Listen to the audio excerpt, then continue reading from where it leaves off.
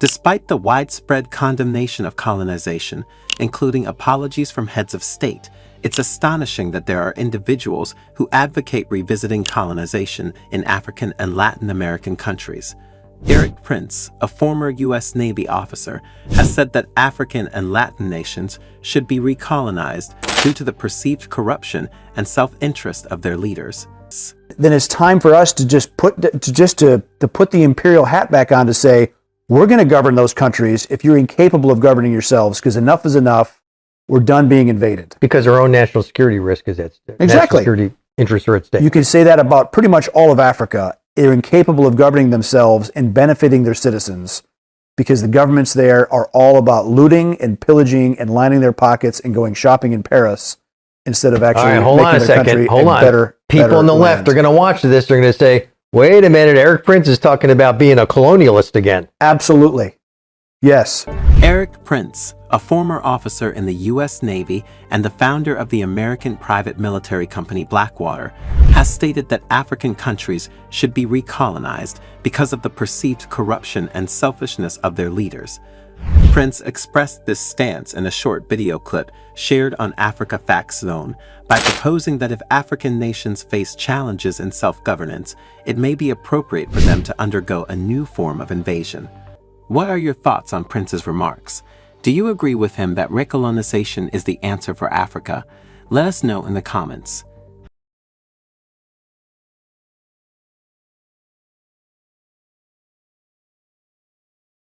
It's a pleasure to meet with you today. Our conversation comes at a critical juncture as Africa stands on the cusp of an economic renaissance. However, this journey is not without its challenges, especially considering the external interests eyeing Africa's wealth. Let's delve into how we can navigate these waters, ensuring the continent's prosperity benefits its people. Thank you.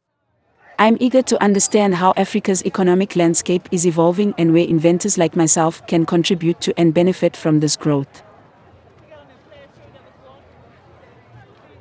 Absolutely. Africa's economic potential, driven by its rich natural resources and vibrant cultures, is immense. The key is strategic resource management, ensuring these assets are utilized for the continent's benefit. This involves fostering an environment where innovation thrives, creating industries that can compete globally while securing economic independence. Indeed, the threat of recolonization is something we cannot ignore. I'm keen to explore how we can leverage innovation and invention to not only foster economic growth but also protect our sovereignty. Vigilance and strategic diplomacy are crucial. Africa must attract foreign investments that align with its developmental goals, insisting on partnerships that offer mutual benefits rather than one-sided gains. This means negotiating deals that prioritize technology transfer, local employment, and infrastructure development that serves African communities first and foremost. That makes sense. How do we ensure that foreign investments and partnerships don't veer into exploitative territory? Precisely. Modernizing our infrastructure not only supports economic activities, but also acts as a bulwark against exploitation. By controlling our transportation networks, energy sources, and digital infrastructure, we ensure that the continent's wealth remains within its control, serving its people first. Infrastructure improvements would be key in this scenario, correct? Social empowerment through education and healthcare is fundamental. An educated populace is less vulnerable to exploitation, capable of making informed decisions about their future. By investing in healthcare, we ensure a healthy workforce, resilient against external pressures.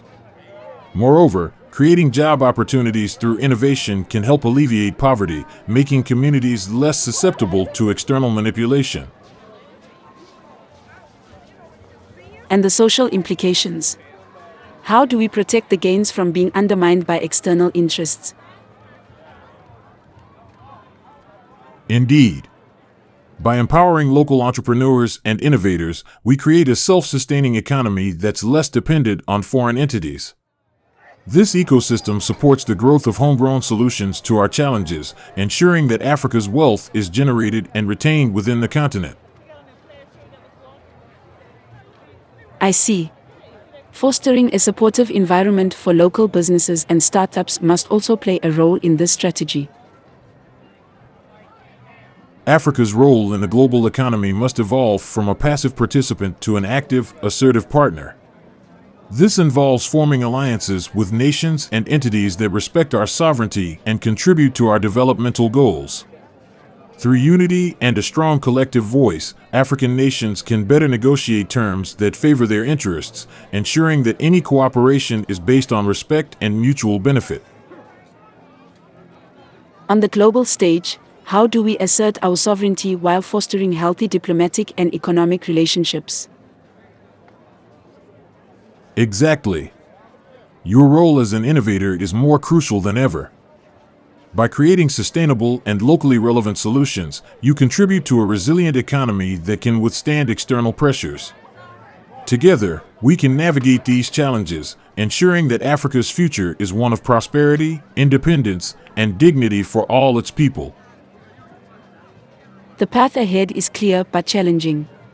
Our innovations must not only drive economic growth but also fortify our defenses against those who wish to exploit our resources. The pleasure is mine.